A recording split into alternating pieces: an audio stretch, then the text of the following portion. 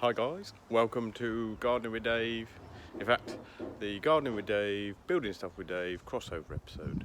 But before that, check out the blossom on this apple tree.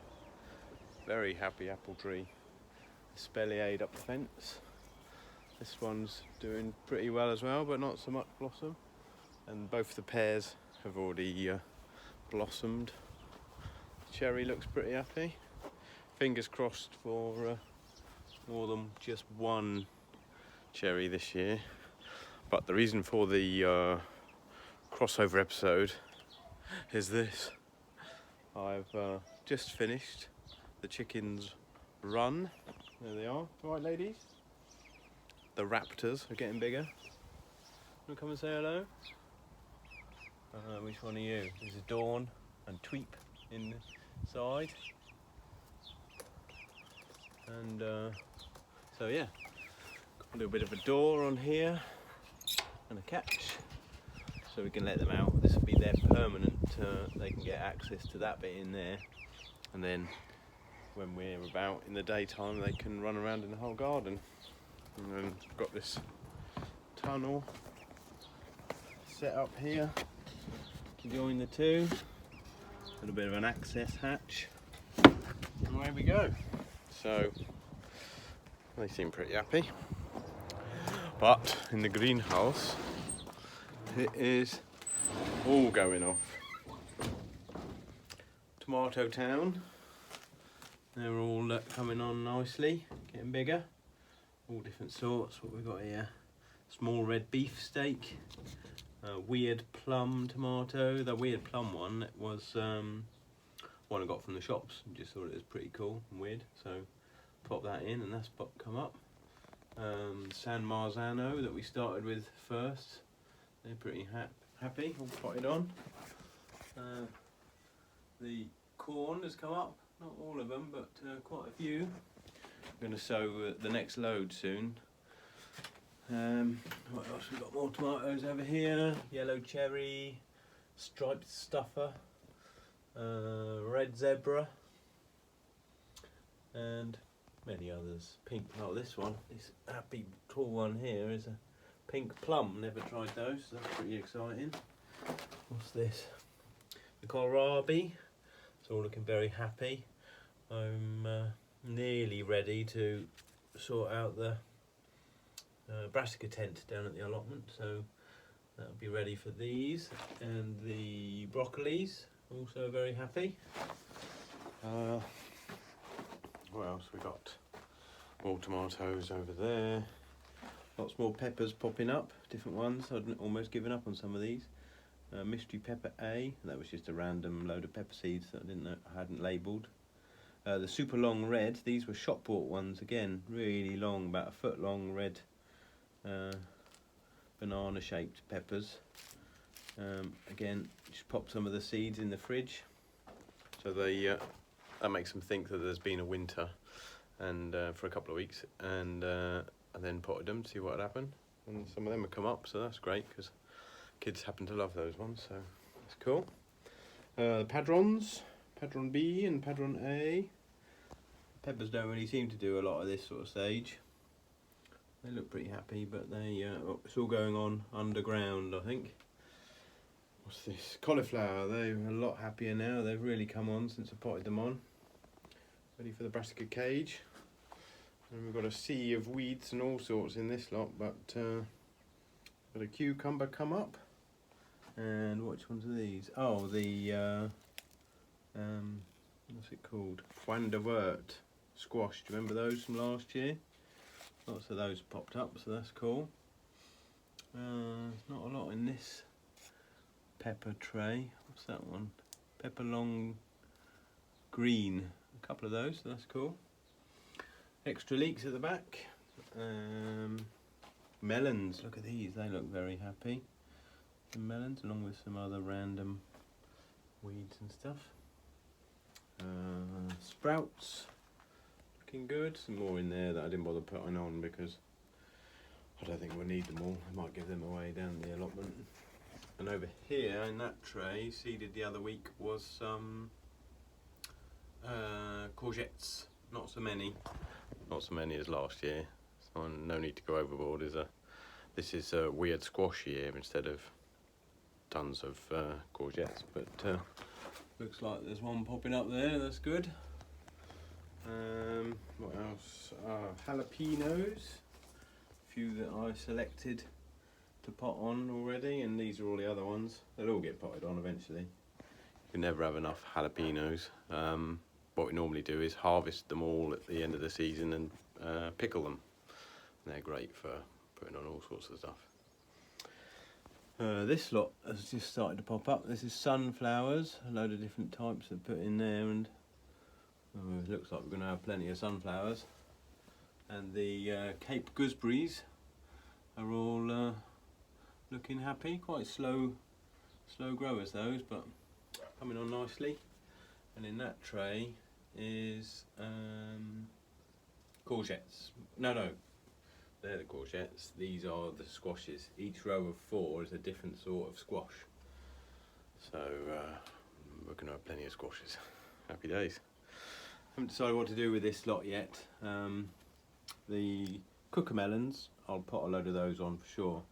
But I'm thinking I've probably got enough tomatoes to not really worry about some of these. The weird red nose one, do you remember? The funny pointy nose didn't come up. None of those came up, so maybe that's an aspect of, if you have a weird tomato, then the seeds aren't very happy, but who knows. A lot of the others we've already got down here potted on, so I probably won't bother doing those. There's a red medium. None of those came up. There's a couple in that one. Haven't got any other red medium in this lot, so I might do some of those. And also, I've started collecting, can you see that? Some random tomatoes where they popped up, like there's a tomato in the leeks. There's some tomatoes in with the melons. Well, a couple of the others from the bits that I've potted on, I've saved some of the random tomatoes, and I've got no idea what varieties they are. I'm going to do a couple more, I think. Might get that good one out of the leeks and pick another one. We'll have 6, and then we'll do a mystery tomato competition like last year. So if you fancy having a go at that, that'd be cool. I'll get the other 2 probably in the next episode. I have all the details, and that's when you can enter. That's probably about it for down here. I've got, these are the cut flower ones that I've sowed, and it's very tricky to see. I think from now on, for seedlings, I'm going to go with bought compost instead of my homemade compost, because when you get the bought compost, it is sterilised, so there's no risk of getting loads of other stuff growing. The only thing that grows in it is the seeds that you put in, which make it a lot easier to work out what's what, especially if you haven't grown a particular variety before. I think I've worked out that this one here is what this is supposed to be. And we've got 5 out of this whole row, which isn't amazing. The sweet peas, that's definitely a sweet pea, I recognise that. But again, 1, 2, 3, and I think I put 2 in each section on that, so not a great haul. But I didn't plant all of the seeds, so I've got some shop bought compost now, and I think I'll go again with each of the varieties and see how we get on. I think this might be the one that we're after in this tray, in this row, but again, not 100% sure. So we shall see. Some more cut flowers in the back there as well, similar problem, but it's a learning curve, as they say. Let's check out what's going on at the allotment, because there's been a fair bit. So yes, back in the polytunnel, and the strawberries that we planted seem very happy. They've all taken very well. Loving the new environment, so that's cool. Tray of leeks here that I need to work out where to go. Put them down a week ago and just can't work out where I'm going to put them. There's no room left in the onion bed, so I shall find somewhere. I've been digging over this other side. I've done half of it, but it gets pretty hot in here in the daytime, so that's hard going. I've also been clearing out some of the old salsify I'd forgotten about. There's still half a row left in here. Check them out. Funny things. You've got this white interior. Make good crisps if you slice them thinly. I believe you can roast them. So come up with something, no doubt. What else? These rows just watered. Check out all those carrots that are popping through. Very healthy row, and there's started to be a few sporadic spring onions as well. In this one the other day I planted some oregano, a whole row, but nothing popped up yet, but never tried it before, thought I'd give it a go. Harvest a ton of that hopefully and dry it and use it in our bologneses. Happy days. Radishes coming on. I've sown a load in the gaps. Try and fill some of those in. None of those have popped up yet. But in the asparagus bed, check out some of these. I've been covering them over because it's still pretty cold at night. Look at that fella in there. Happy days. So yeah, just covering them up. Stop the frost attacking them like it did the other ones. There we go. That's a beauty. I think I'll be able to try some of that. What I'm going to do is let the first maybe 2 or 3 shoots grow right up to give it lots of strength, and then if we get any more as the season goes on, I might harvest some of those. You're supposed to wait a few years, but they seem to be quite strong, so we shall see. These are the potatoes that I put in 3-4 weeks ago, popping up now, and I planted the other 4 rows of that the other day as well. Rest of the potatoes, so that's all the potatoes in.